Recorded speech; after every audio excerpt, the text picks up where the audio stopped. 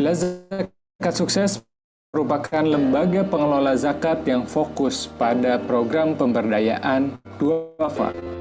Didirikan tahun 2011, Zakat Sukses bergerak pada 5 pilar program, yakni pendidikan, kesehatan, pemberdayaan, sosial kemanusiaan, dan dakwah.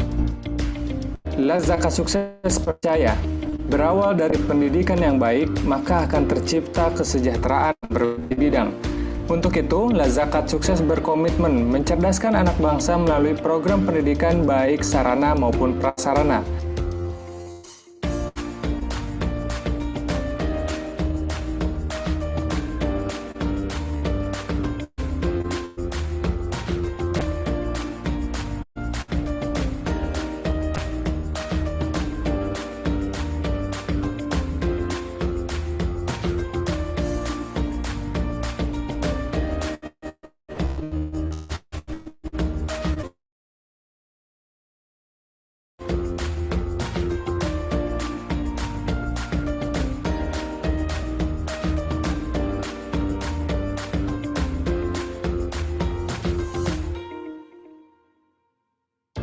Program kesehatan yang digulirkan oleh Zakat Sukses merupakan upaya untuk mensejahterakan masyarakat melalui bidang kesehatan.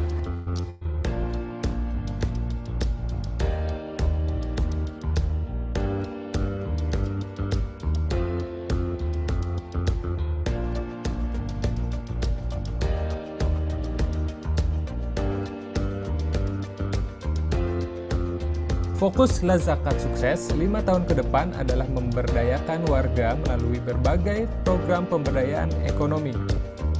Langkah ini dilakukan untuk membantu masyarakat keluar dari zona kemiskinan yang juga sejalan dengan tujuan pembangunan nasional atau Sustainable Development Goals.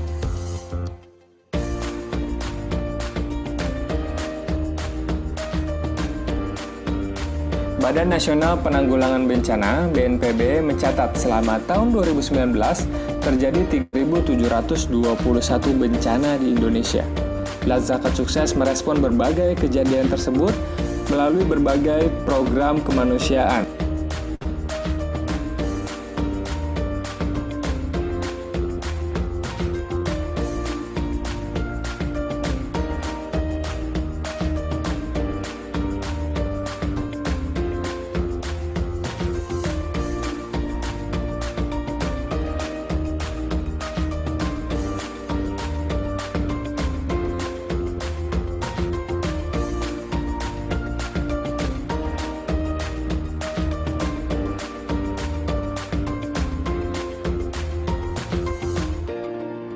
Program dakwah mencakup semua kegiatan yang bersifat pembinaan keagamaan, baik dilakukan secara reguler maupun tahunan seperti Ramadan dan Kurban.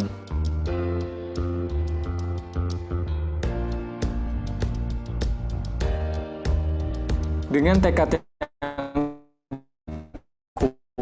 kuat sebagai pilar kokoh penopang kemuliaan dan kesejahteraan umat. Lewat program-program yang kami jalankan, manfaat pendayagunaan dana ZIS akan terasa menyeluruh dan tepat sasaran. Dari tahun ke tahun, hampir seluruh indikator mengalami pertumbuhan yang cukup signifikan. Di antaranya, pertumbuhan donatur dan penerima manfaat. Hal tersebut membuat total pendayagunaan dana zakat infak sedekah baik penghimpunan ataupun penyaluran meningkat dari tahun-tahun sebelumnya.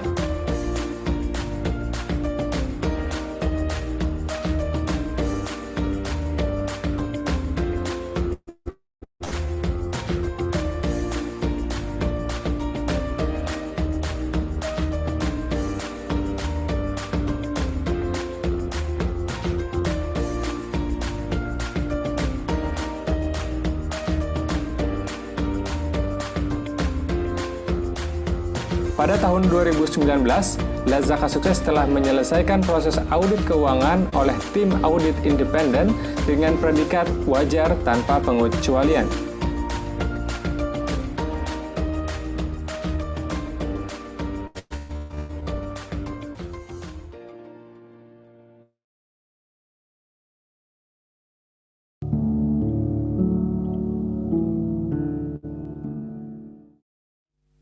Bismillahirrahmanirrahim. Wa idh qala Ibrahim rabbi ij'al hadzal balada aminan wajnubni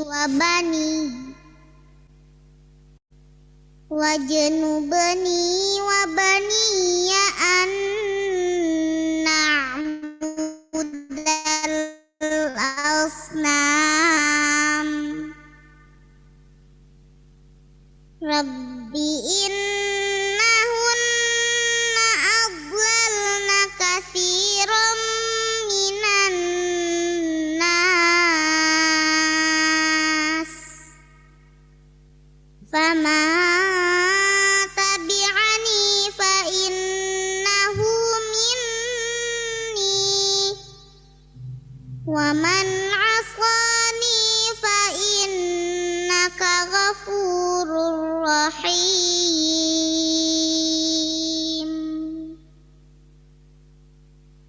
Rabbana inni askantu min dzurriyyati biwadin ghairi dzi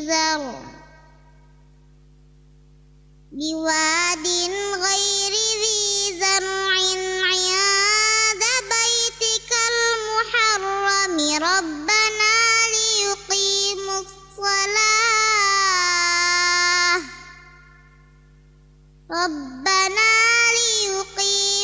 salata faj'al af'idatan minan nasi tahwi ilaihim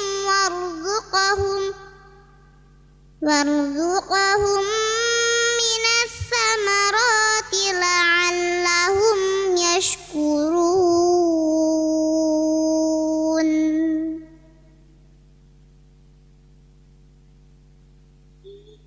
Rabbana innaka ta'lamu ma nukhfi wa ma nu'lin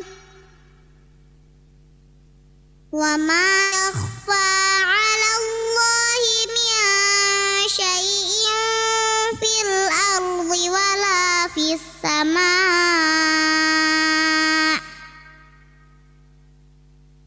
Alhamdulillahilladzi wahaba li 'alal kibari Ismaila wa Ishaq. Inna rabbi lasami'ud du'a.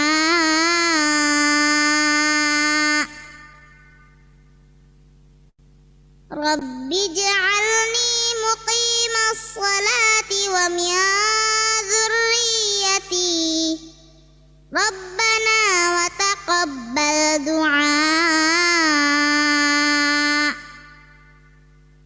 Rabbana ighfirli wa liwalidayya wa lil mu'minina yawma yaqumul hisab. Sadaqallahul azim.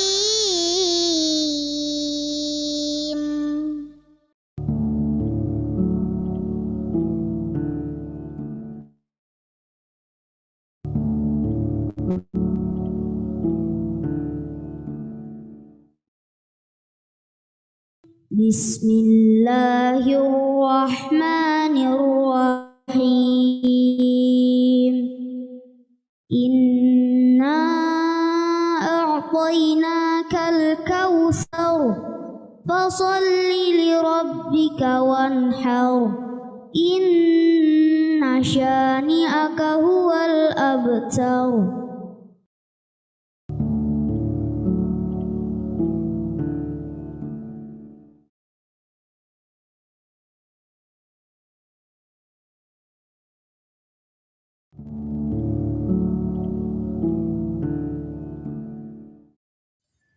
Bismillahirrahmanirrahim.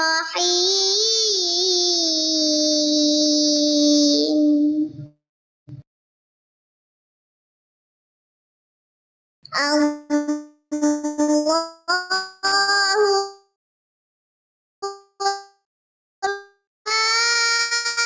huwal hayyul qayyum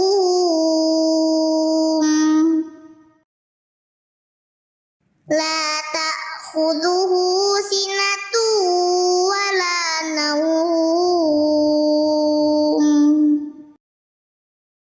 lahu ma fis samawati wa ma fil ard ma dzal ladzi yashfa'u 'indahu illa bi idnihi ya'lamu ma baina aydihim wa ma khalfahum wa la yuhituna bi syai'in min 'ilmihi illa bima syaa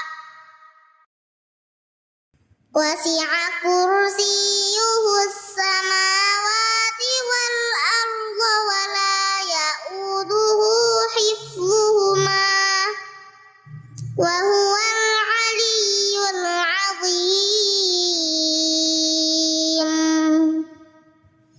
Shadaqallahul 'azim.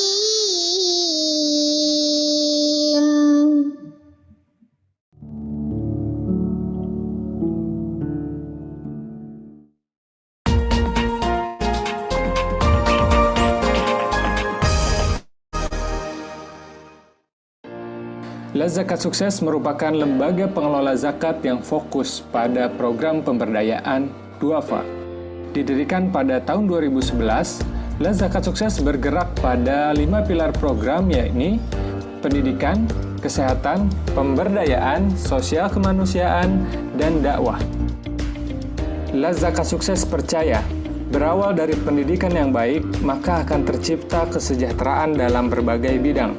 Untuk itu, Zakat Sukses berkomitmen mencerdaskan anak bangsa melalui program pendidikan baik sarana maupun prasarana.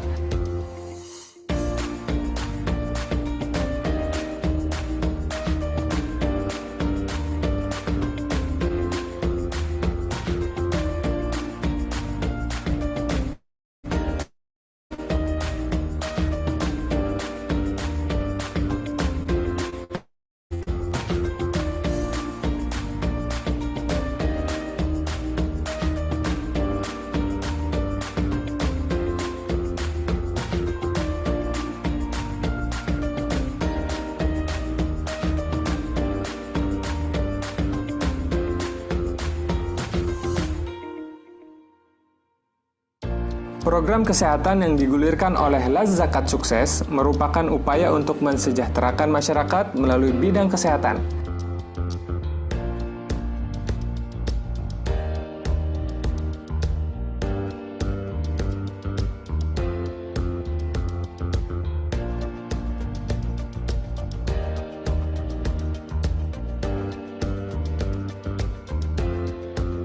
Fokus Zakat Sukses 5 tahun ke depan adalah memberdayakan warga melalui berbagai program pemberdayaan ekonomi. Langkah ini dilakukan untuk membantu masyarakat keluar dari zona kemiskinan yang juga sejalan dengan tujuan pembangunan nasional atau Sustainable Development Goals.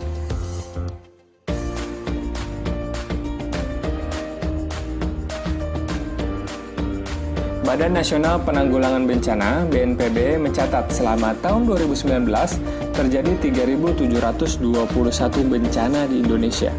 Zakat Sukses merespon berbagai kejadian tersebut melalui berbagai program kemanusiaan.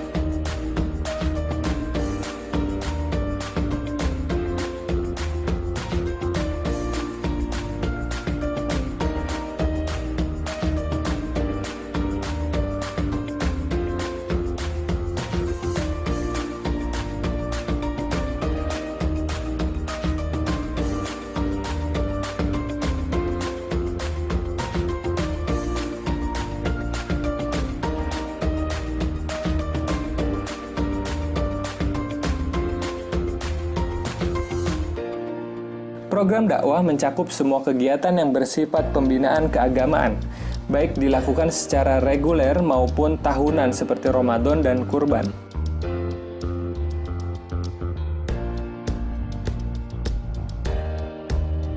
Dengan tekad yang kuat, kami hadir sebagai lembaga pengelola zakat, infak, sedekah, dan menjadikan ZIS sebagai pilar kokoh penopang kemuliaan dan kesejahteraan umat. Lewat program-program yang kami jalankan, manfaat pendayagunaan dana ZIS akan terasa menyeluruh dan tepat sasaran. Dari tahun ke tahun, hampir seluruh indikator mengalami pertumbuhan yang cukup signifikan. Di antaranya, pertumbuhan donatur dan penerima manfaat. Hal tersebut membuat total pendayagunaan dana zakat, infak, sedekah, baik penghimpunan ataupun penyaluran, meningkat dari tahun-tahun sebelumnya.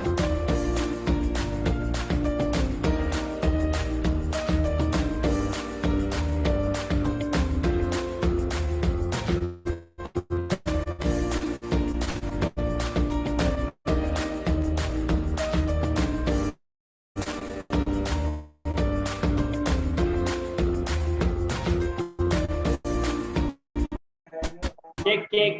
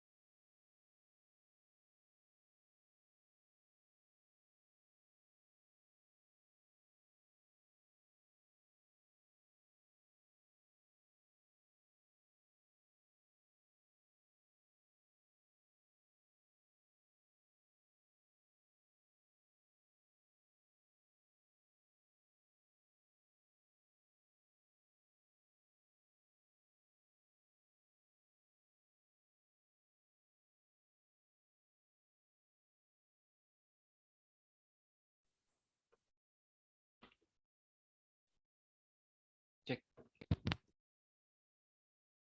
Baik, bisa kita mulai ya. Alhamdulillah Ustadz sehat. Untuk yang tilawah sudah juga ya. Baik, bismillahirrahmanirrahim. Uhayyikum bitahiyyatil islami khalidah wa tahiyyatil islami salam. Assalamualaikum warahmatullahi wabarakatuh. Alhamdulillahi haqqa hamdi. Segala puji bagi Allah dengan sebenar-benar pujian. Wa syukur di haqqa syukri. Bersyukur kepada Allah Subhanahu wa taala dengan sebenar-benar syukur. Wassalatu wassalamu ala asrafil anbiya'i wal mursalin wa ala alihi wa sahbihi wa man sarah ala nahjihi wa man jahada fi sabilihi wa man da'a bi da'watihi wa man ihtada bi hadihi ila yaumiddin. Amma ba'd. Teman-teman yang dirahmati Allah, Bapak Ibu yang sama-sama kita hormati dan kita cintai karena Allah Subhanahu wa taala, pemateri kita Ustadz Turaihan dan juga serta Bapak Ibu dan teman-teman semua yang berada pada forum kita pada majelis sore hari ini. salawat serta salam tercurah kepada Rasulullah Shallallahu Alaihi Wasallam, kepada para sahabatnya, kepada keluarganya, dan insya Allah kita kita pengikutnya hingga yaumil kiamah nanti. Amin ya robbal alamin. Teman-teman yang dirahmati Allah, Bapak Ibu yang dirahmati Allah, yang semoga Allah eratkan jalinan hati di antara kita semua, bersyukur kepada Allah atas berbagai macam nikmat, di antaranya nikmat iman, nikmat Islam, dan walhamdulillah, nikmat kesehatan di tengah pandemi global yang masih berlangsung ini. Semoga kita semua tetap dijaga oleh Allah sehingga kita mampu optimal untuk memaksimalkan potensi pada diri setiap kita untuk menghamba hanya kepada Allah Subhanahu wa taala. Baik Bapak Ibu dan juga teman-teman yang dirahmati Allah, acara ini terlaksana berkat kerjasama Zakat Sukses dan juga Fordai, Forum Dai Inspirasi, yang pada hari ini akan disampaikan materi oleh Ustadz Turaihan. Sebelumnya, mari kita membuka pertemuan kita, majelis kita pada hari ini dengan baca basmalah. Bismillahirrahmanirrahim. Kemudian untuk berikutnya, pembacaan tilawah Al-Quran, surat Al-An'am ayat 120 yang akan disampaikan oleh Ustadz Adam. Kepada beliau kami persilahkan.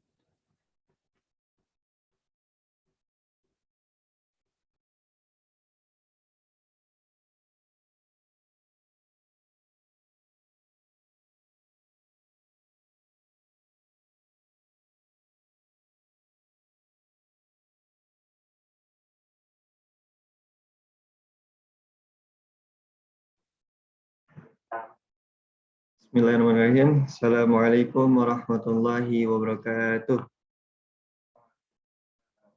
Waalaikumsalam warahmatullahi wabarakatuh. A'udzu billahi minasy syaithanir rajim.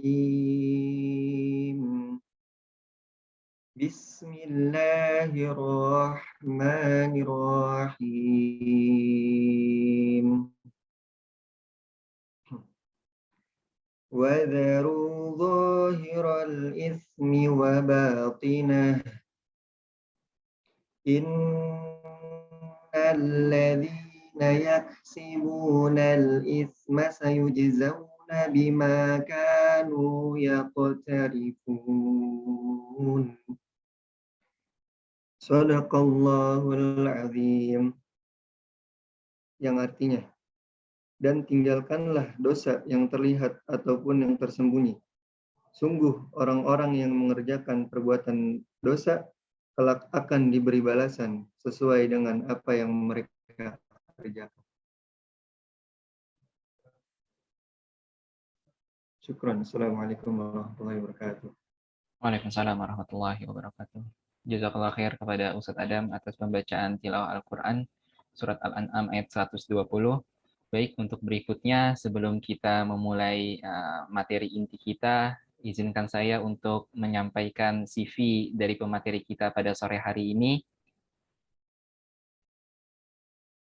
Pemateri kita pada sore hari ini Ustadz Turaihan MHI, tempat tanggal lahirnya Pati, 19 Mei 1987, kemudian pendidikan beliau Mahat An-Nuaimi Jakarta tahun 2007, kemudian STAI Al-Qudwah Depok 2009, kemudian Universitas Muhammadiyah Surakarta 2016, pendidikan kader ulama Kota Depok 2020, kemudian untuk aktivitas beliau saat ini yakni Direktur Mahat Madinatul Quran Depok, kemudian Sekretaris Mapadi Kota Depok, kemudian saat ini menjadi anggota IKADI Kota Depok dan juga menjadi anggota IKADI Kota Bogor, Kabupaten Bogor, kemudian juga menjadi anggota Fordai Kota Depok. Status beliau alhamdulillah menikah dengan memiliki 2 putri dan 1 putra. Alamat beliau berada pada Abadi Jaya, Sukma Jaya, Depok. Kemudian untuk moto hidupnya, hidup berkualitas dengan ilmu dan amal. Untuk medsos beliau, untuk Telegram, Instagram, dan Facebook, Turaihan, adapun YouTube-nya Adib dan Hanum. Demikian CV pemateri kita pada sore hari ini. Insya Allah waktu yang diberikan oleh panitia Ustadz selama 45 menit. Mungkin nanti materi pertama 35 menit, kemudian dilanjutkan 10 menit tanya jawab Ustaz. Baik, untuk mempersingkat waktu, tema yang akan kita angkat pada sore hari ini adalah dosa yang tampak dan tersembunyi yang akan dibawakan oleh Ustadz Turaihan MHI. Kepada beliau kami persilakan. Tafadhal masykur Ustaz.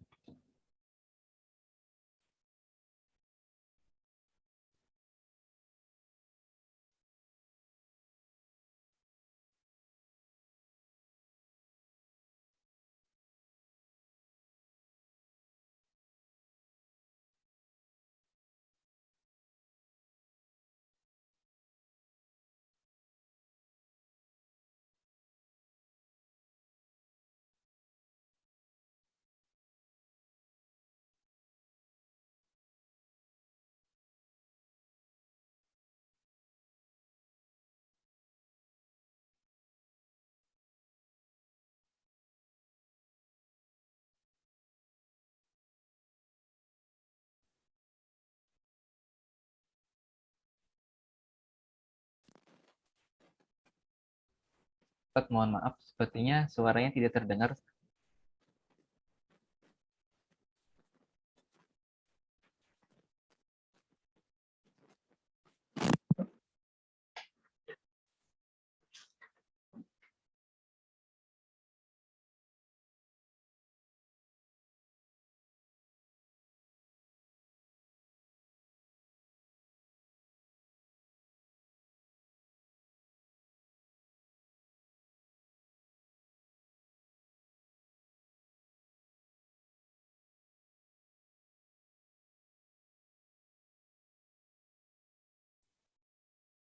Assalamualaikum. Waalaikumsalam. Jelas ya? Oh ya, baik. Handsetnya berarti tadi. Selamat Bismillah. Assalamualaikum warahmatullahi wabarakatuh. warahmatullahi. Alhamdulillahi rabbil alamin. Wa bihi nasta'inu ala umuri dunya waddin. Asyhadu an la ilaha illallah wa asyhadu anna Muhammadan abduhu wa rasuluh. Allahumma salli wa sallim wa barik ala sayyidina Muhammadin wa ala alihi wa sahbihi wa man tabi'ahum bi ihsanin ila yaumiddin. Amma ba'd, rabbi syrah li sadri wa yassir li amri wahlul 'uqdatam min lisani yafqahu qawli. Subhanaka la ilma lana illa ma 'allamtana innaka antal alimul hakim. Para pemirsa dan jamaah sekalian, alhamdulillah sore hari ini mudah-mudahan kita semua dalam keadaan sehat walafiat, dalam keadaan tetap bersemangat menjalankan ibadah puasa dan juga melaksanakan ibadah-ibadah yang lainnya. Kita berharap kepada Allah mudah-mudahan Ramadan kita tahun ini menjadi Ramadan yang maksimal dengan ketaatan, dengan kesalehan, sehingga mudah-mudahan berbagai macam fadilah yang dijanjikan oleh Allah maupun Rasul-Nya bisa kita dapatkan. Terutama yang paling kita dambakan adalah maghfirah dari Allah Subhanahu wa taala, juga itqun minan nar, pembebasan daripada api neraka. Karena bagi seorang hamba tidak ada yang ia damba melainkan adalah ampunan dari Allah Subhanahu wa taala atas dosa-dosanya, bukan sekedar surga.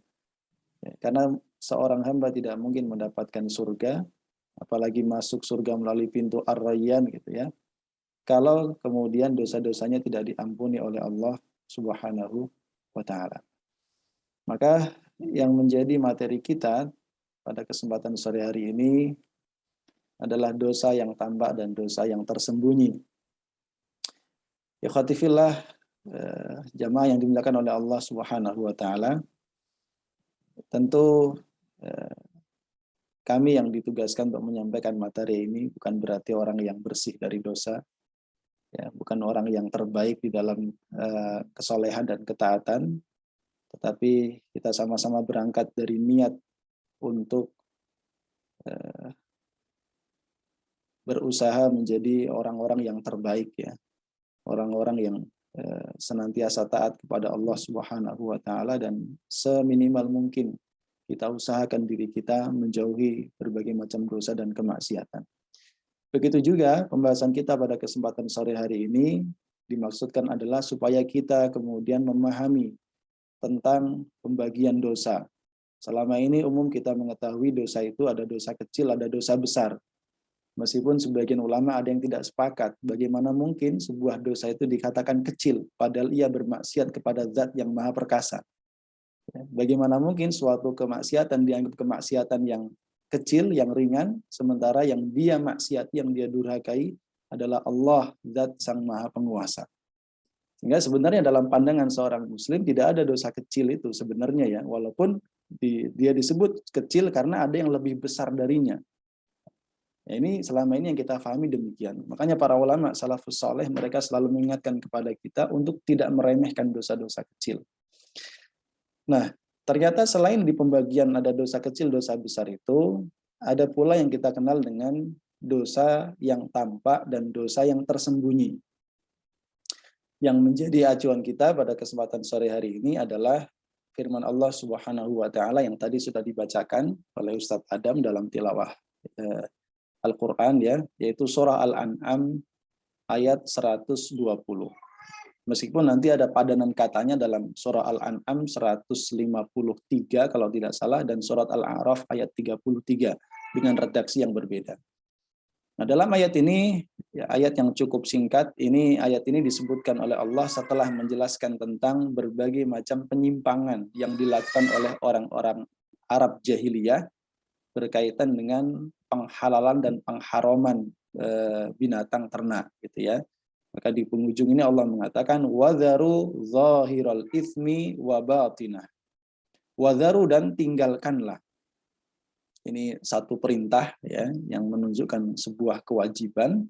Ya, artinya wajib bagi kita semua untuk meninggalkan zahiral itsmi, dosa yang tampak. Zahir itu tampak. Ya, al-itsm artinya dosa, wa batinahu, dan dosa yang batin, yang tersembunyi, yang tidak tampak oleh mata.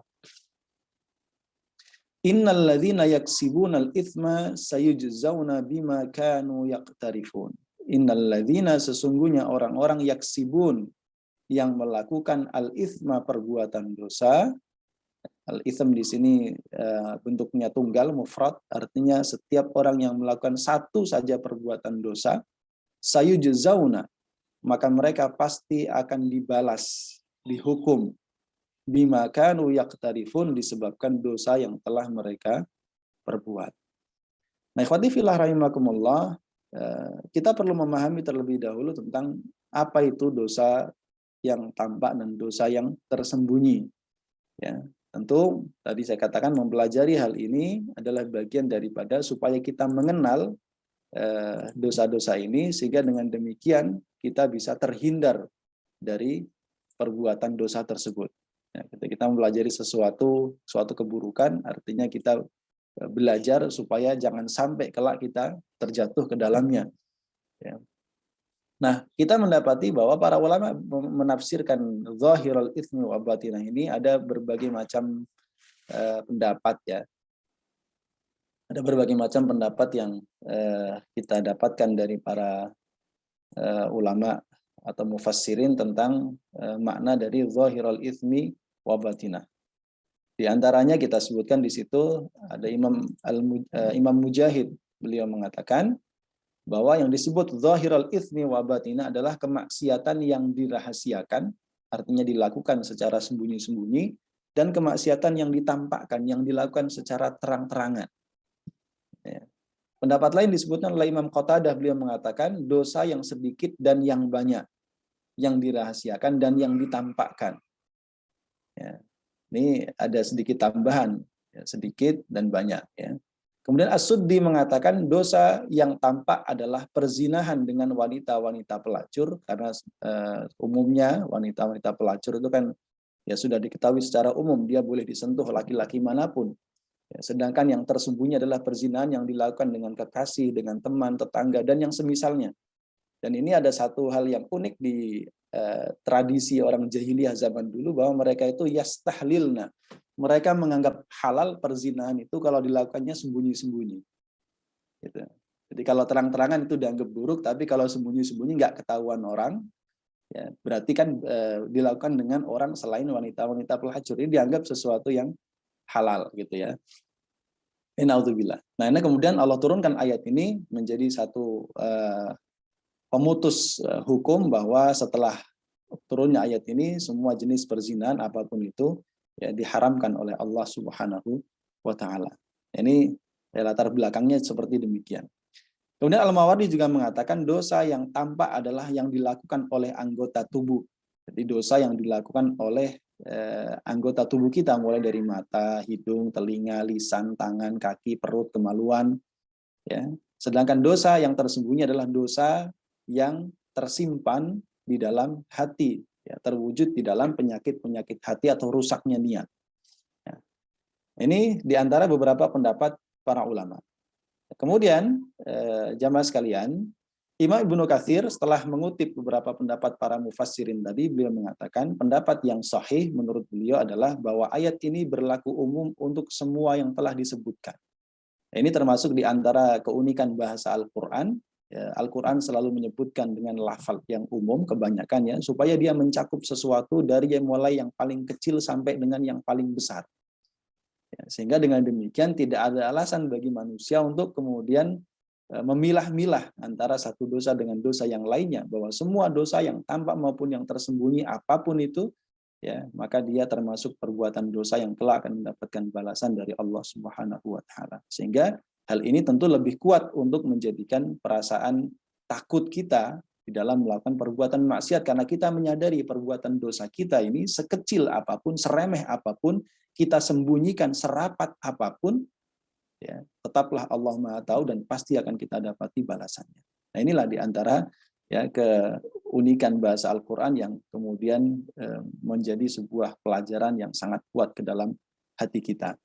Ya, qul innama harrama rabbiyal fawahisha ma dhahara minha wa ma batan. Ini tadi yang saya katakan ayat yang senada dengan Al-An'am 120. Katakanlah sesungguhnya Allah atau Tuhanku telah mengharamkan al-fawahish, ya, perbuatan-perbuatan keji. Al-fawahish, hal-hal yang keji. Ma dhahara minha wa ma batan, baik yang terlihat maupun yang tersembunyi. Al-fawahish jamak dari fahisyah, mulai dari perkataan yang kotor, perkataan yang keji, perkataan yang jorok, sampai dengan perbuatan-perbuatan yang menjadi representasi dari perkataan-perkataan yang keji itu, perzinahan dan lain sebagainya.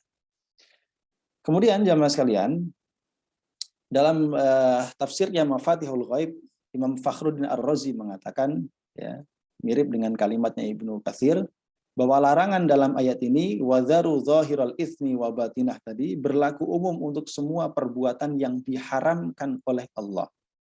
Dan inilah pendapat yang paling tepat menurut beliau ya. Kemudian dikatakan yang dimaksud ayat ini adalah dosa yang kalian tampakkan dan yang kalian rahasiakan, dan juga dikatakan maksudnya adalah kemaksiatan yang kalian kerjakan, maksudnya dengan anggota tubuh, dan kemaksiatan yang kalian niatkan di dalam hati. Mungkin terlintas dalam hati kita hadis yang menyebutkan tentang seseorang yang berniat melakukan kebaikan, ya, man hamma bi khairin, orang berniat ya dalam hatinya muncul keinginan berbuat baik, kemudian dia lakukan, kemudian tidak dia lakukan, mohon maaf, yang pertama itu tidak dia lakukan, tidak dia kerjakan niat baiknya, maka ditulis baginya satu kebaikan. Nah, ini menunjukkan bahwa niat yang baik saja, satu niat yang baik itu sudah berbuah satu kebaikan, menunjukkan amalan hati itu dihitung oleh Allah Subhanahu wa taala. Begitu juga ketika dia meniatkan satu kebaikan kemudian dikerjakan, niatnya diwujudkan dalam bentuk amalan, maka ya, menunjukkan bahwa dia mendapatkan tambahan kebaikan, maka ditulis baginya dari mulai 10 kali lipat pahalanya sampai dengan 700 kali lipat, bahkan sampai lipatan-lipatan yang tak terhingga. Itu dalam hadisnya demikian disebutkan. Ya, itu hadisnya umum, tidak berkaitan dengan bulan Ramadan ya.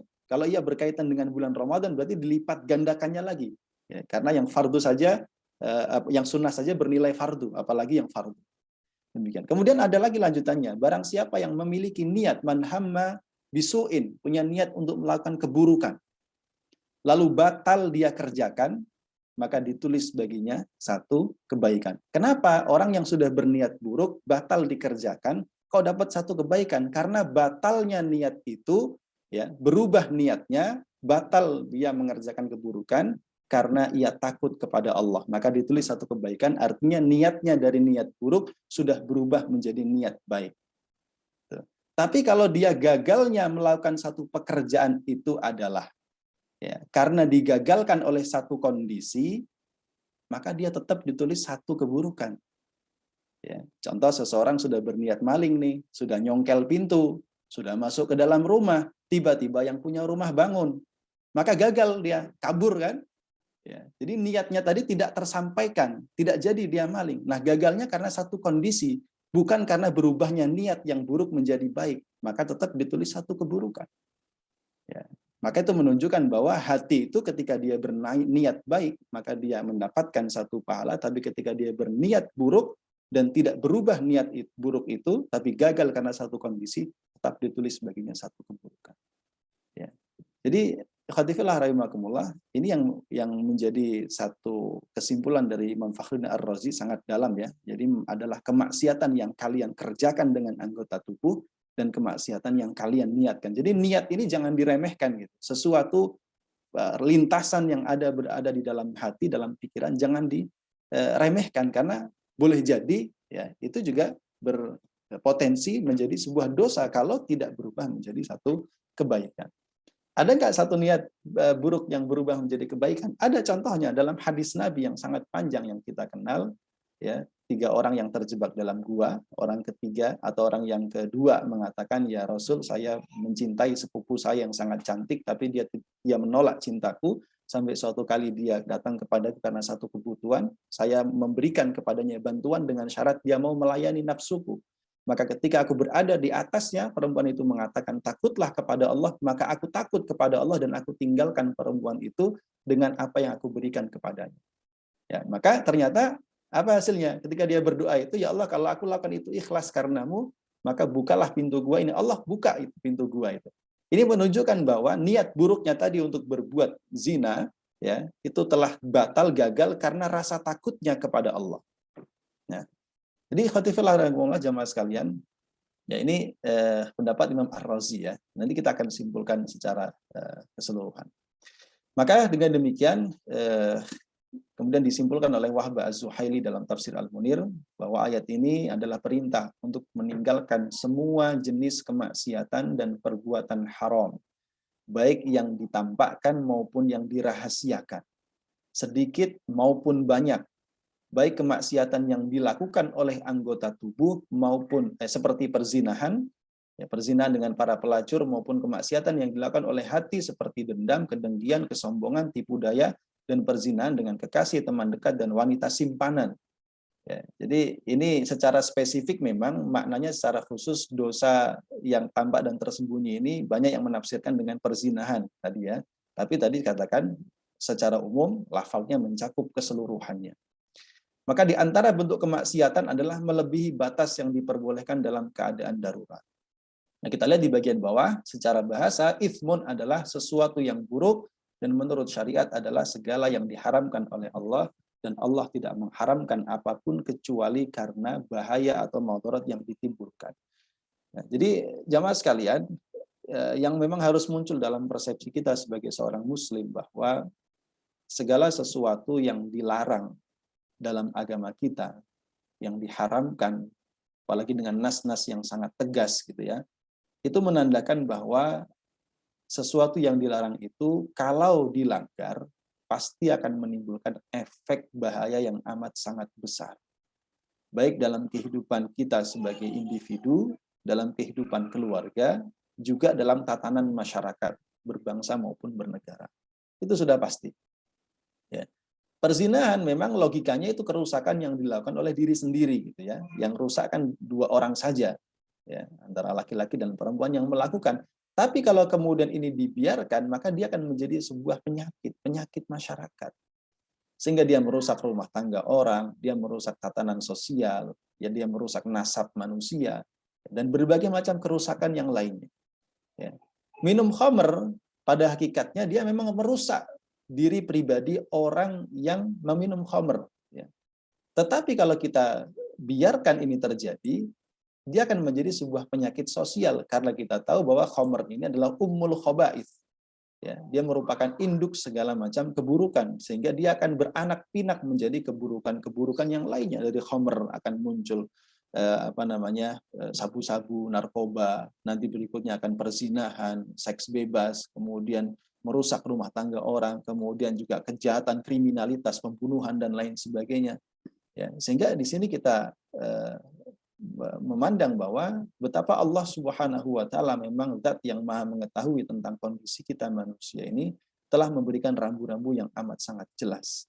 Maka ketika Allah melarang kita melakukan dosa, baik itu yang tampak maupun yang dirahasiakan, adalah demi kemaslahatan kita semuanya. Jamaah sekalian dimuliakan oleh Allah Subhanahu wa taala, dalam Al-A'raf 33 ya, juga disebutkan di situ ada kalimat al-ithmu wal baghyu. Qul innama harrama rabbiyal fawahisha ma dhahara minha wa ma batan wal ithma wal baghya. Diharamkan, Tuhanku mengharamkan atas kalian perbuatan keji yang terlihat dan yang tersembunyi, wal ithma dan perbuatan dosa, wal baghya dan perbuatan zalim bi ghairi haq tanpa alasan yang benar. Ada definisi yang menarik di sini. Al-ithmu itu disebutkan adalah kesalahan yang keburukannya hanya menimpa diri sendiri. Ya. Sedangkan al-baghyu adalah perbuatan dosa yang keburukannya dapat menimpa orang lain. Contoh tadi yang saya katakan juga disebutkan dalam tafsir Al-Jami' li Ahkamil Qur'an Imam Al-Qurtubi, bahwa seseorang dalam syairnya, saya minum khamr gitu ya. Tetapi setelah itu khamr itu kan merusak dirinya sendiri. Jadi ithmun.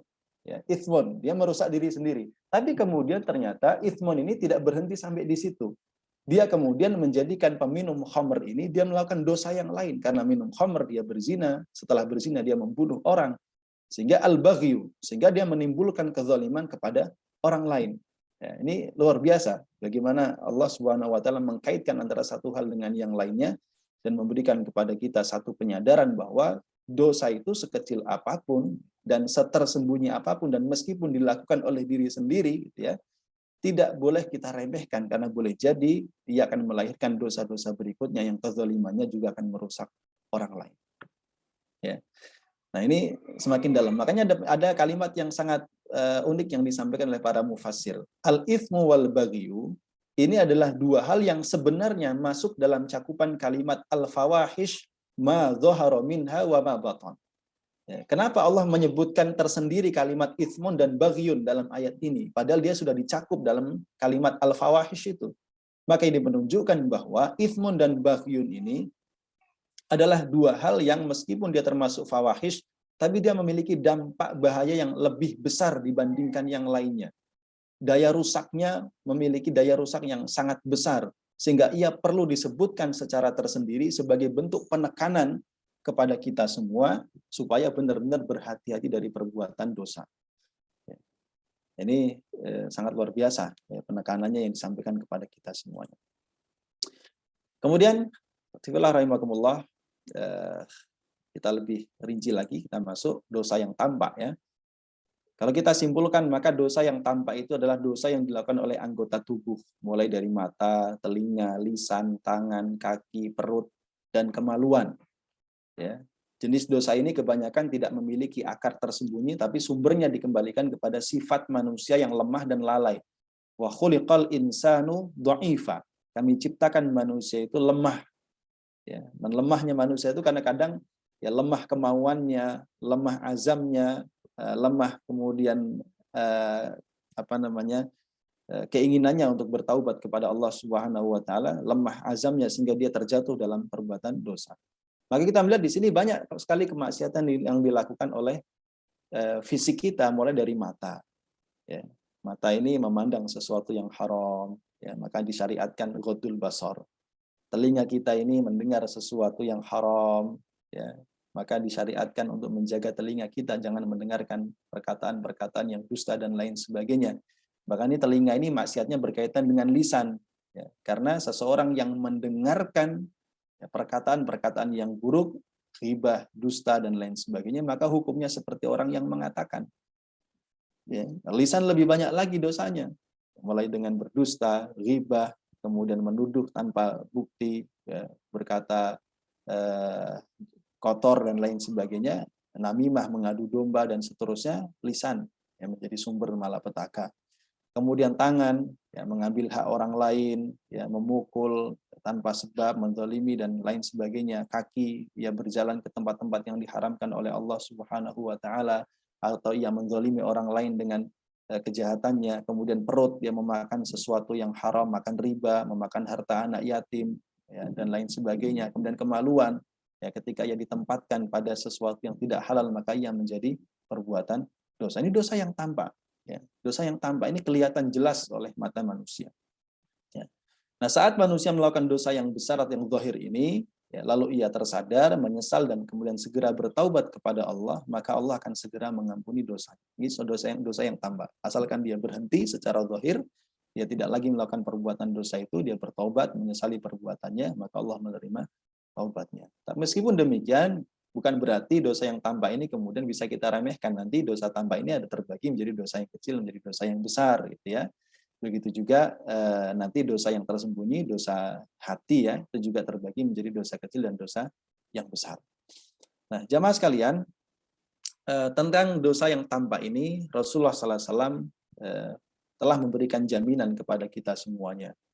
Dalam sebuah hadis dari Ubadah bin Samit radhiyallahu an, Rasulullah SAW bersabda, "Itmanu li sittan min anfusikum atmanu lakum al-jannah." Berilah kepadaku jaminan akan 6 hal, maka aku akan menjamin surga bagi kalian. Apa 6 hal itu? Usduqu idza hadatstum, berkaitan dengan lisan, jujurlah apabila kalian berbicara. Wa aufu idza wa'adtum, penuhilah janji apabila kalian berjanji. Kemudian wa'addu idza tumintum, tunaikanlah amanah apabila kalian dipercaya. Wahfadzu furujakum, jagalah kemaluan kalian. Wa ghuddu absarakum, tahanlah pandangan kalian dari hal-hal yang haram. Wa kuffu aydiyakum, dan tahanlah tangan kalian dari melakukan kezaliman. Ini semua adalah yang berkaitan dengan masalah dosa yang tampak, perbuatan-perbuatan dosa yang dilakukan oleh anggota tubuh kita. Manakala kita sanggup untuk menahan anggota tubuh kita dari perbuatan dosa-dosa yang dilakukan oleh anggota tubuh ini, maka Rasul menjamin kita bisa mendapatkan dan meraih surga. Tapi akhwati fillah rahimakumullah, tahukah kita bahwa dosa-dosa yang zahir ini dapat terjadi, ya, itu pasti juga ada sebab-sebab yang mengantarkan kepadanya. Dan di antara sebab yang mengantarkan kepada dosa yang zahir ini atau yang tampak, itu adalah dosa yang berada di dalam hati. Istilahnya dulu namanya Bang Napi, gitu ya. Kejahatan itu tidak hanya terjadi karena niat. Jadi niat itu memang menjadi salah satu sebab. Niat dalam hati. Ketika seseorang berniat buruk, ya, kemudian dia mendapatkan kesempatan untuk melakukan keburukan itu, maka terjadilah dosa besar. Terjadilah dosa secara zahir yang dilakukan oleh anggota tubuh. Maka dengan demikian bahwa dosa yang tampak ini juga memiliki kaitan yang sangat erat dengan dosa yang tersembunyi. Nah, kita melihat di sini, dosa yang tersembunyi adalah dosa yang bersarang di dalam hati dan pikiran. Ia memang tidak dapat dilihat oleh mata, tetapi pengaruhnya dapat dirasakan, ya, terutama oleh orang-orang yang ada di sekitarnya. Katakanlah kalau ini penyakit hati, ya, kadang-kadang orang yang punya penyakit itu nggak merasa. Makanya kita lihat di sini, dosa ini amat sangat berbahaya dan tidak mudah untuk mengobatinya. Bahkan terkadang yang berpenyakit tidak merasa sakit. Orang yang punya penyakit hati kadang-kadang tidak merasa sakit, yang merasakan orang di sekitarnya. Kesombongannya, kedengkiannya, ya. Dia kadang nggak merasakan, tapi orang di sekitarnya itu merasakan, ya. Dan lain sebagainya. Maka jenis dosa ini sangat efektif menjauhkan pelakunya dari jalan yang lurus, menjerumuskan kepada kefasikan, dan yang paling besar, dosa ini dapat mengantarkan pelakunya kepada akhir kehidupan yang buruk, atau kita kenal dengan sebutan su'ul khatimah, akhir yang buruk, ya. Nah, untuk memperjelas tentang dosa ini, kita lihat di sini Yusuf Al-Qaradawi juga memiliki perkataan yang sangat dalam, ya, bahwa kemaksiatan yang tersembunyi ini lebih berbahaya dari kemaksiatan yang tampak, atau dengan kata lain, kemaksiatan hati lebih berbahaya daripada kemaksiatan anggota badan. Sebagaimana ketaatan hati lebih penting daripada ketaatan anggota badan. Ya, sehingga amal yang dilakukan oleh anggota badan tidak akan diterima kecuali jika disertai dengan amal hati, yaitu niat dan keikhlasan. Jadi keduanya memang memiliki keterkaitan, gitu ya.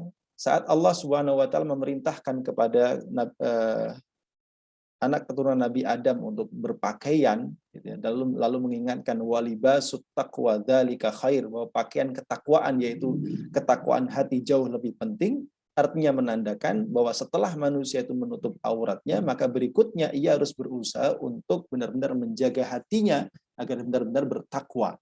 Ya. Begitu juga ketika Allah Subhanahu wa taala mengatakan bahwa Allah tidak akan menerima darah dan daging dari binatang yang dipersembahkan itu atau dikurbankan itu, tetapi Allah menerima ketakwaan yang ada di dalam hatinya, adalah sebagai bentuk penegasan bahwa amalan zahir itu tidak akan diterima oleh Allah jika tidak disertai dengan amalan hati yang baik, yaitu niat dan keikhlasan. Maka sebaliknya, kita melihat bahwa satu amal perbuatan yang buruk, ya, satu kemaksiatan yang dilakukan oleh anggota badan, memang buruk dia, tetapi ketika dia disertai dengan keburukan yang ada di dalam hati, maka dia bertambah buruk lagi. Ya, berlipat-lipat keburukannya. Ya, dan dia benar-benar dapat mencegah seseorang dari kebaikan. Kita melihat bahwa apa yang menjadikan orang-orang Yahudi, ya, yang mereka mengetahui tanda-tanda kenabian Nabi Muhammad secara jelas dari kitab suci mereka, kenapa mereka tidak beriman kepada Rasulullah SAW? Quran menyebutkan karena hasadan min indi anfusihim. Rupanya yang menyebabkan hal itu adalah karena ada penyakit hasad di dalam hati mereka. Maka perasaan penyakit hasad itulah yang menghalangi mereka sehingga mereka tidak mau beriman dan mengakui kebenaran Rasulullah Muhammad SAW. Begitu pula yang menghalangi daripada Abu Jahal, Abu Lahab, bahkan Abu Thalib sendiri, yang mereka sendiri sebenarnya sudah bersaksi bahwa apa yang bahwa Nabi Muhammad adalah bukan perkataan manusia, ya, artinya itu kesaksian bahwa ini perkataan dari Allah Subhanahu wa taala, tetapi mereka mengatakan bahwa ya, karena kesombongan yang ada di dalam hati mereka, itulah yang kemudian menutupi hati mereka sehingga hidayah tidak dapat masuk ke dalam dirinya. Ya. Maka sangat benar kalau dikatakan bahwa kondisi paling buruk dari kemaksiatan yang tersembunyi dalam hati ini adalah dapat mengantarkan seseorang kepada akhir kehidupan yang buruk, yaitu su'ul khatimah. Na'udzubillah min dzalik. Jamaah sekalian yang dimuliakan oleh Allah Subhanahu wa taala. Nah, untuk memperjelas lagi tentang dosa yang tersembunyi ini, ya, dalam sebuah hadis riwayat Sahal bin Sa'ad As-Sa'idi, Rasulullah SAW bersabda, Innar rajula la ya'malu amala ahlil jannah. Ada seseorang beramal dengan amalan ahli surga, fima yabdulin nas, dalam pandangan manusia. Jadi tampak dia melakukan perbuatan ahli surga. Ya. Wa huwa min ahlin nar, tapi Rasul mengatakan padahal dia termasuk ahli neraka. Tapi sebaliknya ada seseorang yang melakukan amalan ahli neraka dalam pandangan manusia, padahal ia termasuk di antara ahli surga. Jadi ini hadis-hadis yang sangat menarik ya, dan kadang-kadang kita juga jangan sampai terkecoh ya, menjadikan hadis ini menjadi pembenar seseorang melakukan perbuatan jahat dan maksiat dengan alasan ini adalah takdir Allah gitu ya. Bukan demikian tentunya. Dan di sini yang dimaksud adalah karena seseorang itu melakukan perbuatan atau amalan ahli surga zahirnya, tapi di dalam hatinya ya, niatnya rusak. Ya, seperti hadis 3 orang yang pertama kali diseret ke dalam api neraka. Yang pertama mujahid fisabilillah, yang kedua qari'ul Quran, yang ketiga adalah orang yang senantiasa berinfak di jalan Allah. Tiga-tiganya adalah orang yang pertama kali masuk ke dalam neraka. Kenapa? Karena rusaknya niat mereka. Ya. Begitu pula di sini ada hadis yang menyebutkan seseorang yang melakukan amalan ahli neraka padahal dia termasuk di antara ahli surga. Kalau kita mengingat kisah seseorang yang tiap malam mendatangi tempat-tempat minum-minuman keras gitu ya, sehingga orang memandangnya sebagai ahlu maksiat. Ya, padahal mereka tidak tahu apa yang dilakukan orang ini di sana gitu ya. Kemudian istrinya mengingatkan, kamu kalau terus melakukan perbuatan ini, ya kelak tidak akan ada orang yang mau menyolati jenazahmu. Maka orang itu mengatakan, kelak jenazah saya akan disolatkan oleh Amirul Mukminin. Dan ternyata setelah dia meninggal dunia memang tidak ada yang menyolatkannya. Ketika itu lewatlah seorang Amirul Mukminin, ya kemudian dia masuk ke dalam rumah tersebut, ya singkat cerita demikian, hingga akhirnya dia menyolatkannya. Lalu dia tanya kepada istrinya, apa amalan suamimu? Maka disebutkanlah ternyata selama ini dia pergi ke tempat minuman-minuman keras itu bukan untuk minum minuman keras, tetapi untuk membeli dan memborong semua minuman keras, kemudian dia buang, sehingga mengurangi jumlah orang yang berbuat kemaksiatan. Ini juga hadis ini menegaskan kepada kita bahwa tidak diperbolehkannya bagi kita semua untuk memvonis seseorang itu termasuk di antara ahli surga atau ahli neraka. Karena seseorang tidak mengetahui apa yang ada di dalam hatinya, meskipun secara zahir kita diizinkan untuk memberikan penilaian. Ya, kecuali seseorang memang sudah terang-terangan mati, meninggal dalam kebaikan, maka kita bisa mengatakan meninggal dalam husnul khatimah. Orang mati dalam keburukan, kita bisa mengatakan dia su'ul khatimah. Ya, secara zahirnya demikian. Tetapi adapun berkaitan dengan masalah ahli surga atau ahli neraka, maka Allah Subhanahu wa taala memanglah memiliki hak ya untuk memberikan vonis dan juga penilaian. Ikhwati fillah rahimakumullah. Kemudian kenapa maksiat hati itu lebih berbahaya? Ya, ada 4 alasan paling tidak yang kita dapati ya, kenapa maksiat hati itu lebih berbahaya. Yang pertama adalah karena hati adalah inti daripada manusia. Dari hati manusia, hati ini menjadi sumber perbuatan manusia, hati juga menjadi objek penilaian Allah, dan karena bersihnya hati adalah sebab keselamatan di akhirat. Ya. Ini tentu sudah disampaikan oleh pemateri sebelumnya barangkali tentang ala inna fil jasadi mudghah, ya, dalam hati manusia ada segumpal daging, kalau dia baik ya maka dia menjadikan seluruh anggota tubuh kita baik. Tapi kalau di hati itu rusak, maka dia menjadikan seluruh anggota tubuh manusia rusak. Nah, maka dia menjadi inti dari manusia ini adalah hatinya, sumber perbuatannya.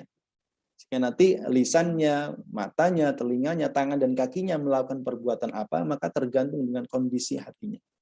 Ya. Kemudian juga hati menjadi sumber penilaian Allah. Innallaha la yanzuru ila suwarikum wala ila ajsadikum. Allah tidak melihat, ya, Allah tidak memandang pada rupa dan fisik kalian. Walakin yanzuru ila qulubikum. Allah melihat kepada hati kalian. Ya, sehingga disinilah bentuk keadilan Allah Subhanahu wa taala kepada kita semua, bahwa fisik manusia itu seperti apapun tetap yang dinilai oleh Allah Subhanahu wa taala adalah hatinya. Dan juga karena tadi bersihnya hati adalah sebab keselamatan di akhirat. Yauma la yanfa'u malun wala banun illa man atallaha biqalbin salim. Pada hari kiamat tidak akan selamat ya, dan tidak akan bermanfaat harta ataupun anak keturunan manusia kecuali orang-orang yang datang kepada Allah dengan membawa hati yang bersih. Maka ya, membersihkan hati ya, dan menghindarkannya dari kemaksiatan hati adalah menjadi satu hal yang sangat prinsip dan menjadi hal yang sangat utama ya, sebelum kita mengendalikan seluruh anggota tubuh kita dari kemaksiatan. Kenapa? Karena ketika hati terkendali, terkondisi dengan baik, maka secara otomatis seluruh anggota tubuh kita juga akan terjaga dari dosa dan kemaksiatan ya. Ini alasan pertama kenapa maksiat hati lebih berbahaya. Alasan yang kedua jamaah sekalian, maksiat hati lebih berbahaya karena kemaksiatan hati adalah sumber kemaksiatan anggota badan. Tadi saya sudah jelaskan. Karena semua kemaksiatan yang tampak dari anggota badan, semuanya ditimbulkan akibat dari satu, mengikuti hawa nafsu. Ya. Kemudian karena cinta dunia, karena hawa nafsu, rusaklah rumah tangga, rusaklah kehormatan, rusaklah nasab seseorang, rusaklah satu masyarakat. Karena cinta dunia, seseorang rela memakan harta yang haram, menzalimi yang lain, ya, kemudian melakukan kejahatan-kejahatan dan kriminalitas lain sebagainya, dan menghalalkan segala cara sampai dia kemudian tidak kenal kawan mana lawan, ya, kemudian hasad, kedengkian, ini menimbulkan dendam dan permusuhan yang tiada akhir. Begitu juga kesombongan, gila dunia dan gila jabatan, semua mengantarkan kepada keburukan.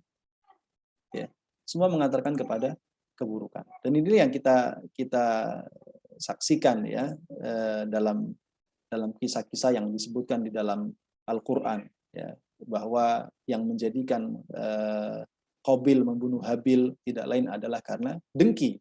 Kedengkian di dalam hati Qabil mendorongnya untuk membunuh saudaranya sendiri. Kemudian kesombongan di dalam hati Fir'aun menjadikan ia kemudian mengaku-ngaku sebagai Tuhan, bahkan kemudian membunuh bayi laki-laki dan membiarkan hidup bayi-bayi perempuan demi kekuasaan. Ya, dan begitulah ya, memang dosa-dosa itu terjadi ya, dimulai dari hati yang rusak dan dipenuhi dengan penyakit-penyakit yang sangat berbahaya. Kemudian alasan yang ketiga jamaah sekalian, kenapa kemaksiatan hati lebih berbahaya adalah karena kemaksiatan yang tampak sumbernya adalah kelemahan dan kelalaian manusia. Ia bisa cepat disesali dan ditaubati, berbeda dengan kemaksiatan yang tersembunyi di mana sumbernya adalah penyakit yang merusak hati, dan bersarangnya keburukan di dalamnya, maka sedikit sekali orang yang mampu bertaubat darinya. Tadi terutama kalau seseorang itu kemudian tidak menyadari di dalam hatinya ada penyakit. Ya, kita menyaksikan bahwa inilah yang membedakan antara maksiatnya iblis dengan maksiatnya Nabi Adam. Ya. Kemaksiatan Nabi Adam adalah kemaksiatan fisik. Gitu. Ia memakan buah khuldi. Dan disebutkan bahwa beliau melakukan itu adalah karena salah persangkaan. Ia tertipu dengan bujuk rayu setan yang mengatakan bahwa kenapa Allah melarang kamu memakan buah itu, tidak lain supaya kamu tidak menjadi manusia yang abadi di surga dan supaya kamu tidak naik tingkat menjadi derajat malaikat. Makanya kamu dilarang. Maka dia menyangka ketika ia makan buah itu dia akan abadi di surga dan dia akan naik derajatnya seperti derajatnya para malaikat.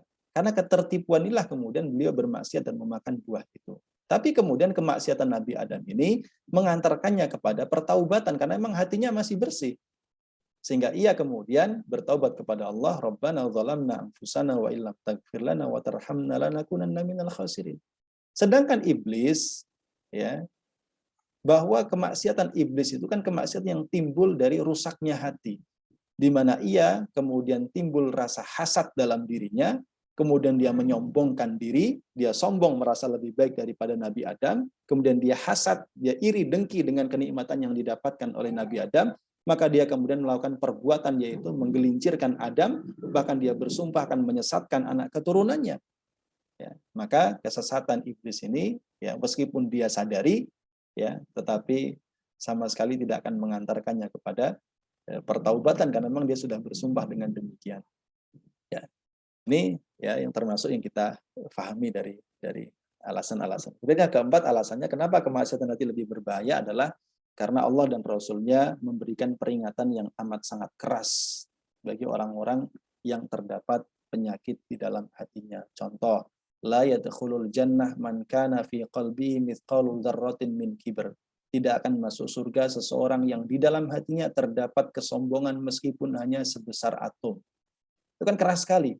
Memang penyakit hati itu, dosa hati itu tidak ada hukuman hadnya. Had itu artinya hukuman yang sudah ditentukan oleh Allah. Beda dengan perzinahan. Orang yang berzina kalau dia belum pernah menikah maka dicambuk 100 kali, kalau dia sudah menikah maka dirajam sampai mati. Itu kan hukuman had, ya kan? Ya, harus dilakukan hukuman had. Sudah jelas perbuatannya ini, maka hukumannya juga hukuman yang tampak gitu ya. Tapi dosa yang dilakukan dengan hati ini, ya, itu tidak ada hukuman secara fisiknya, tetapi dia adalah ancaman-ancaman di akhirat, termasuk kemunafikan. Ya, kemunafikan yang munafik yang jali terutama ya. Innal munafiqina fit darkil asfali minan nar. Kemunafikan itu tidak ada balasan baginya kecuali neraka jahanam yang paling bawah. Ya. Jadi luar biasa gitu. Jadi memang jamaah sekalian, ya, inilah ya dosa-dosa yang begitu luar biasa yang Allah ingatkan kepada kita semua, yang mudah-mudahan kita semua dijaga oleh Allah jangan sampai terjatuh ke dalamnya. Maka kalau kita simpulkan jamaah sekalian bahwa dosa yang tampak itu adalah dosa yang dilakukan oleh anggota badan. Ia berupa perbuatan yang kelihatan, yang kasat mata, dan dilakukan secara ada kalanya dilakukan secara terang-terangan. Itu dosa yang tampak. Sedangkan dosa yang tersembunyi itu pusatnya ada di dalam hati, ya, berupa niat yang rusak atau penyakit hati yang lain, bisa riya, sum'ah, hasad, dengki, ujub, ya, kesombongan, ya, kemudian hubbul jah, cinta pangkat, ya, hubbud dunya, cinta dunia, hubbul mal, cinta harta dan lain sebagainya, termasuk dosa-dosa yang tersembunyi karena memang pusatnya di dalam hati. Kemudian juga dosa yang tersembunyi itu kalau kita lihat perhatikan definisi para ulama, ada kalanya merupakan dosa-dosa yang dilakukan secara sembunyi-sembunyi meskipun dia dilakukan dengan fisik tapi sembunyi-sembunyi. Itu juga tidak kalah berbahayanya, ya, dari dosa-dosa yang lainnya. Ya. Dosa yang tersembunyi itu misalkan seperti dalam hadis Rasulullah SAW disebutkan kullu ummati mu'afa illal mujahirin. Semua umatku kelak akan Allah ampuni kecuali orang-orang yang terang-terangan. Para sahabat bertanya, ya Rasul, siapakah orang yang terang-terangan itu? Beliau mengatakan, seseorang yang berbuat dosa di malam hari, Allah sudah tutup aibnya, tetapi di siang hari dia menceritakan sendiri dosa-dosanya itu kepada orang yang lain. Ya, ini al-mujahir, orang yang terang-terang. Udah tutupi aibnya tapi dia buka, dia umbar sendiri. Atau dosa yang tersembunyi itu bisa jelaskan dengan hadis Rasulullah SAW bahwa ada seseorang kelak pada hari kiamat membawa pahala yang amat sangat banyak sampai dikatakan besarnya seperti gunung Tihama yang berwarna putih. Ya, tetapi kemudian musnah semua pahala itu. Ya, para sahabat bertanya, ya Rasul, kenapa biasa musnah? Kenapa semua kebaikan itu musnah? Rasul mengatakan mereka adalah seseorang yang apabila dalam kondisi sendiri, ya, kemudian ada kesempatan bermaksiat kepada Allah, ia bermaksiat kepada Allah Subhanahu wa Ta'ala. Ya. Maka ini amat sangat berbahaya. Ya.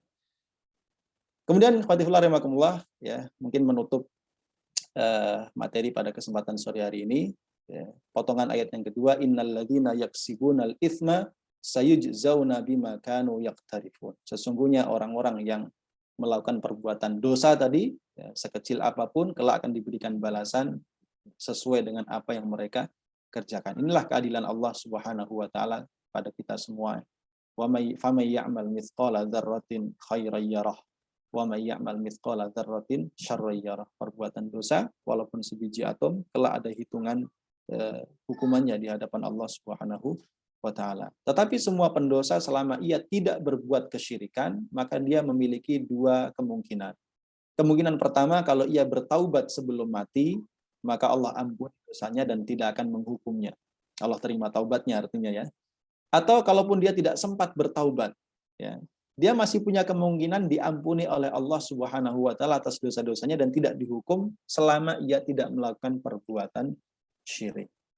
Innallaha la yaghfiru ayyushraka bihi wa yaghfiru ma duna dzalika liman yasha. Allah tidak akan mengampuni dosa syirik, tapi Allah akan mengampuni dosa lain selain syirik bagi orang-orang yang Allah kehendaki. Nah, kalimat yang Allah kehendaki inilah yang menjadi kemungkinan bahwa Allah memiliki hak untuk mengampuni siapapun di antara hamba-hambanya yang berdosa. Ya, baik, khawatifillah rahimakumullah, ya, paling akhir saya sampaikan surah Hud ayat 114, innal hasanat yudhibnas sayyi'at. Sesungguhnya kebaikan-kebaikan itu akan menghapuskan keburukan-keburukan. Maka dianjurkan bagi kita apabila terlanjur melakukan perbuatan dosa untuk segera bertaubat, memohon ampun kepada Allah, kemudian mengikutinya dengan perbuatan yang baik. Karena perbuatan yang baik itu akan menghapuskan dosa-dosa kita yang sebelumnya. Namun para ulama mengatakan ini disyaratkan selama kita menjauhi dosa-dosa yang besar. Maka kita mendapati Allah Subhanahu wa Ta'ala itu memberikan kepada kita kafarat-kafarat dosa itu ada yang sifatnya harian. Apa di antara kafarat dosa harian? Sholat 5 waktu. Kemudian wudhu yang kita lakukan. Itu adalah menghapus dosa-dosa kita secara harian. Ada yang sifatnya mingguan. Apa di antaranya? Melaksanakan ibadah sholat Jumat. Jumat pekan ini sampai Jumat yang akan datang itu diampuni oleh Allah Subhanahu wa Ta'ala. Ada yang sifatnya bulanan dan juga tahunan. Di antara tahunan adalah yang kita dapati dalam puasa Arafah, puasa Asyura, ya, dan juga dalam ibadah di dalam bulan Ramadan. Jadi Allah Subhanahu wa Ta'ala yang maha baik itu telah menjadikan kepada kita berbagai macam kesempatan untuk meleburkan dosa-dosa kita. Ya, tinggal bagaimana kita memanfaatnya sehingga, ya, seharusnya seorang hamba yang saleh, yang hatinya baik, bersih dari kesyirikan, ya, dia kemudian cepat bertaubat atas dosa-dosanya, seharusnya, ya, atas izin Allah tidak tersisa lagi keburukan-keburukannya lantaran dihapus oleh kebaikan-kebaikan yang ia lakukan. Mudah-mudahan Allah Subhanahu wa Ta'ala membimbing kita senantiasa dalam ketaatan dan dalam kebaikan, sehingga di bulan Ramadan ini berbagai macam amal ibadah yang kita lakukan benar-benar, ya, berbuah ampunan dari Allah Subhanahu wa Ta'ala atas dosa-dosa yang telah kita lakukan, baik yang tampak maupun yang tersembunyi, yang kecil maupun yang besar, yang sengaja ataupun tidak tersengaja, dan kita kemudian mendapatkan maghfirah dan idkun minan nar insyaallah. Amin ya rabbal alamin. Demikian materi yang luar biasa berat ini, ya. Mudah-mudahan bisa kita pahami dengan baik dan mudah-mudahan dimaafkan atas segala kekurangan dan kesalahan. Waktu kami kembalikan kepada MC. Wallahu a'lam.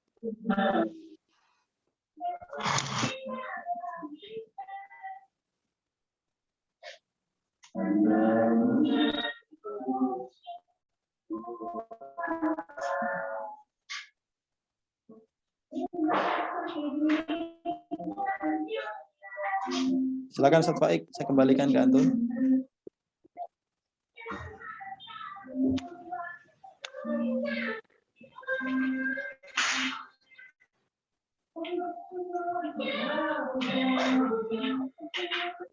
Mana ya?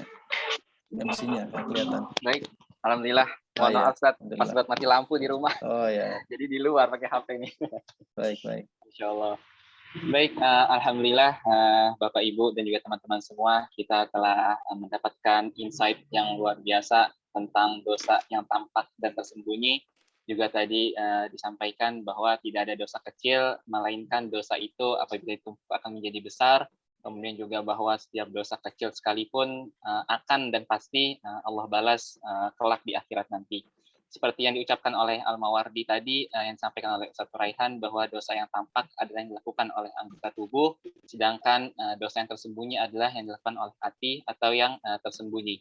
Baik, bagi Bapak Ibu sekalian dan juga teman-teman yang lain, apabila ada pertanyaan, silahkan bisa tulis di kolom chat atau raise hand langsung, dipersilahkan.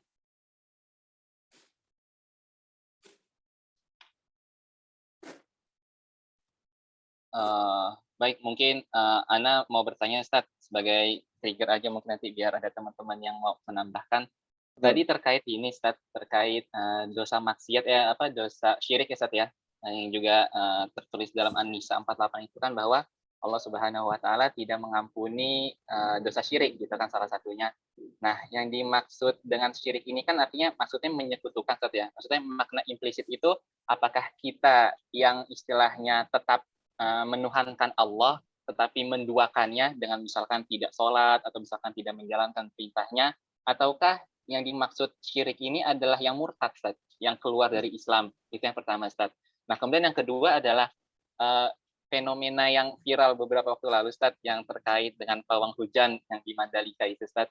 Nah, itu yang dihukumi kat itu terkait menanggung dosanya itu, apakah misalkan penanggung jawab eventnya, apakah misalkan kita para penontonnya, ataukah mungkin kita semua yang tidak menghalangi akan adanya perbuatan syirik tersebut, Ustaz. Demikian, Ustaz. Insyaallah. Pertanyaannya berat, Ustaz Faik. Ya, jadi kesyirikan yang dimaksud di situ jelas adalah kesyirikan seperti kesyirikan yang dilakukan oleh orang-orang Arab jahiliyah zaman dulu atau yang semisalnya. Jadi mereka benar-benar menyembah selain Allah. Ya, jadi mereka meskipun mengetahui Allah gitu ya, artinya mengatakan Allah itu Tuhan atau bahkan sering bersumpah dengan nama Allah, tapi secara zahir mereka menyembah berhala-berhala. Ya, ini adalah kesyirikan yang jelas-jelas orang yang mati dalam keadaan syirik seperti demikian, itulah yang dikatakan innallaha la yaghfiru. Allah tidak akan mengampuni ya, dosa syirik, artinya orang yang mati dalam keadaan dia benar-benar belum bertaubat dari kesyirikannya tersebut. Jadi syirik besar ya, syirik akbar. Ya, itu yang dimaksud dalam ayyusyraka. Maka kalau dia pernah syirik kemudian dia taubat, dia kemudian bersyahadat masuk ke dalam agama Islam gitu ya, maka ya dia masuk dalam kategori orang-orang yang sudah diterima taubatnya oleh Allah. Seperti kisah sahabat siapa namanya kalau tidak salah Sa'ad bin Abi Waqqas itu. Dia mau tanya kepada Nabi, kalau saya masuk Islam apakah semua dosa-dosa saya diampuni? Rasul mengatakan tentu. Ya, barulah dia masuk ke dalam agama Islam. Gitu ya. Jadi itu kalau orang kemudian dia sempat bertaubat maka insya Allah diampuni. Tapi kalau dia mati dalam keadaan syirik akbar, maka itulah yang tidak diampuni oleh Allah Subhanahu wa taala. Kemudian yang berkaitan dengan tadi ada 3 tadi nanya ya. Yang terakhir terkait pawang hujan ya. Iya. Ya, pawang hujan. Jadi pawang hujan perbuatan ya bagi jelas yang undang dewa-dewa gitu ya.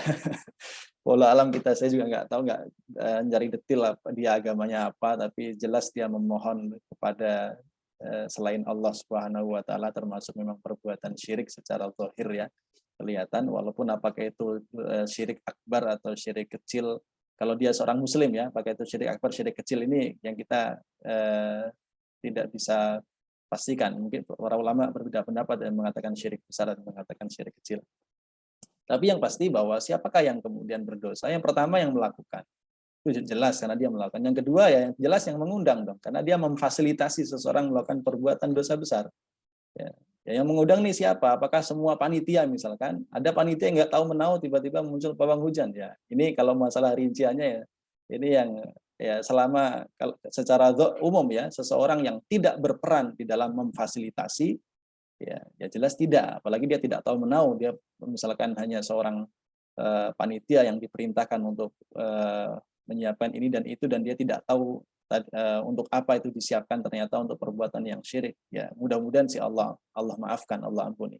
Adapun terkait dengan masalah penonton, maka kembali kepada di dalam hatinya masing-masing. Apakah dia membenarkan praktek-praktek seperti demikian ataukah tidak? Kalau dia mengingkari dalam hatinya, maka insya Allah masuk dalam ad'aful iman. Inkarul munkar dengan hati. Ya, maka termasuk ad'aful iman. Kalau dia berani mengatakan kepada panitia bahwa ini perbuatan yang salah, maka masuk inkarul munkar dengan lisan, tingkatan kedua. Kalau dia benar-benar bisa mencegah dengan kekuatan yang dia miliki, ya, tapi nyatanya nggak ada yang mencegah sampai akhir, ya kayak itu masuk inkarul munkar kategori tertinggi. Maka minimal dengan hati itulah, ketika hatinya mengingkari, maka insya Allah Allah bebaskan dirinya dari dosa. Tapi kalau hatinya nggak mengingkari, ya malah membenarkan, nah ini berarti dia setuju dengan perbuatan syirik yang dilakukan. Seperti itu Ustaz Faik, wallahu a'lam. Baik, jazakallahu khair, Ustaz. Baik, teman-teman. Ada Bapak Ibu, ada yang ingin tanyakan langsung, baik raise hand maupun di kolom chat, silahkan.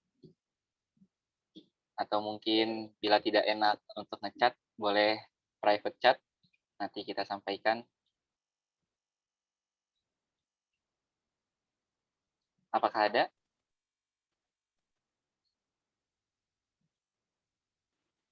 Baik, berarti tidak ada ya. Baik, Ustaz, mungkin ada closing statement, Ustaz?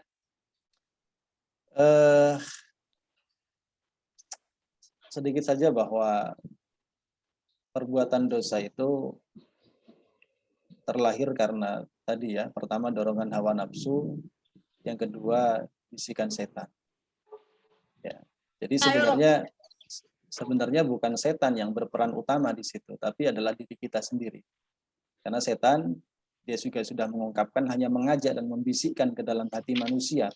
Keputusan akhirnya tetap ke dalam diri manusia. Maka disinilah kita membutuhkan pertolongan dari Allah Subhanahu wa Ta'ala agar kita diberikan oleh Allah perlindungan agar dijauhkan dari bisikan-bisikan setan dan bisa kuat untuk menahan hawa nafsu kita dari perbuatan-perbuatan yang diharamkan oleh Allah Subhanahu wa Ta'ala. Maka di bulan puasa ini kadang-kadang kita menyaksikan ada dikatakan setan-setan dibelenggu, tapi kenapa masih banyak yang bermaksiat? Karena kemaksiatan sudah menjadi kebiasaan dalam kehidupannya. Maka marilah di momen Ramadan ini kita benar-benar mendidik diri kita, ya, kita jauhkan dari kemaksiatan sejauh-jauhnya. Kita awali dengan membersihkan hati kita, yaitu dengan puasa, tilawah Quran, qiyamul Ramadan, dan berbagai macam sajian-sajian ibadah yang lainnya adalah merupakan sarana-sarana pembersih hati yang Allah kumpulkan dalam satu bulan Ramadan. Wallahu a'lam bishawab. Baik, alhamdulillah, jazakallah khair. Kami ucapkan kepada pemateri kita, Ustadz Buraihan. Semoga Ustadz senantiasa Allah berikan kekuatan, keistiqomahan dalam menyampaikan risalah dakwah ini. Baik, teman-teman, untuk time out untuk kegiatan kita berikutnya, insya Allah besok tetap ada di jam yang sama.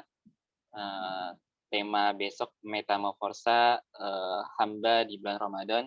Insya Allah, kemudian mari sama-sama kita tutup pertemuan kita majelis hari ini dengan membaca hamdalah dan doa kafaratul majelis.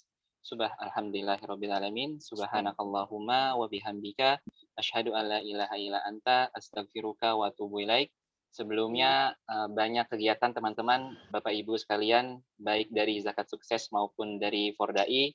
Silahkan nanti bisa mengecek di medsos maupun di fanpage-nya Zakat Sukses dan juga Fordai Depok. Kemudian jangan lupa Bapak Ibu dan juga teman-teman sekalian untuk menunaikan infak, sedekah, wakaf dan zakatnya di Zakat Sukses. Zakat mudah, sukses dunia dan akhirat. Demikian teman-teman dan Bapak Ibu semuanya, sebelum kita akhiri, kita ingin dokumentasi terlebih dahulu, mungkin bisa menyalakan kameranya, dan juga jangan lupa untuk mengisi link presensi ya Bapak Ibu sekalian yang sudah dikirimkan di chat oleh panitia zakat sukses. Baik, kita foto dulu ya Bang Alfian. Dari admin ya. Tafadhol. Ini pakai HP soal ini. Siap, yuk kita foto terlebih dahulu Bapak Ibu sekalian. Silahkan menyalakan kameranya. Kita 4 kali foto ya. Oh, 4 kali. Satu kali foto. Oke, baik. Bismillah. 1, 2, 3, buncis. Oke, terima kasih. Mantap. Terima kasih Bapak Ibu sekalian. Baik, terima kasih kami ucapkan sekali lagi kepada Ustadz Turaihan dan juga saya sebagai MC mohon maaf apabila ada salah kata. Akhirul kalam. Assalamualaikum warahmatullahi wabarakatuh. Waalaikumsalam. Barakallahu fiik, Ustaz. Mohon pamit. Waalaikumsalam, Ustaz. Assalamualaikum. Assalamualaikum.